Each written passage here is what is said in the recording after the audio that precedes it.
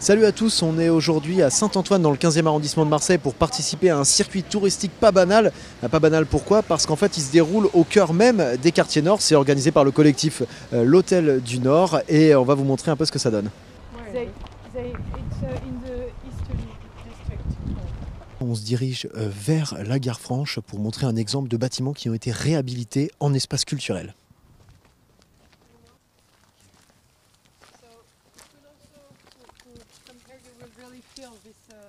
Bon, regardez un peu le cadre ici. Qui s'imaginerait trouver un îlot de verdure comme ça à 15 minutes du Vieux-Port et surtout côté quartier nord?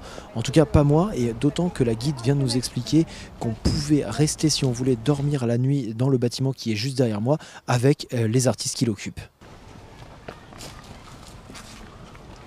Bon, là vous voyez juste derrière moi, comme vient de le montrer la guide, c'est l'exemple exactement d'un bâtiment qui n'aurait pas été réapproprié par les citoyens, par les habitants. Et regardez un peu ce que ça donne, franchement, c'est pas forcément très beau à voir.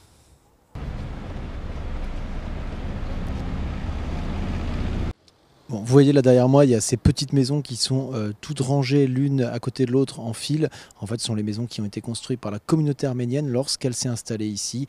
Ils ont entièrement construit ces maisons de leurs propres mains.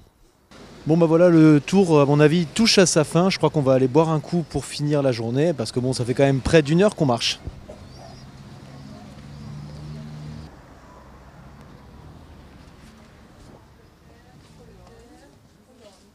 La balade d'aujourd'hui, c'est uniquement moi qui l'ai menée parce que bon, c'était un petit groupe d'anglophones.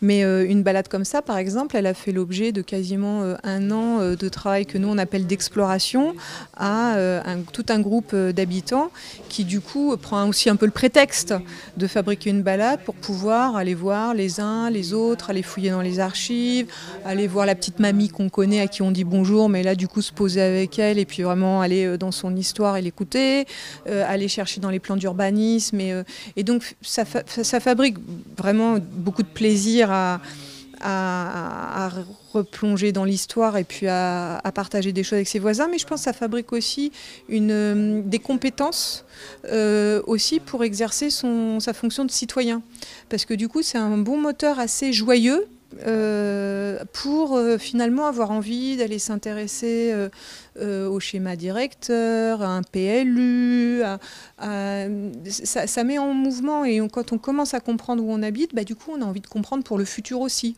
Le passé aide à avoir dans le présent une envie de futur.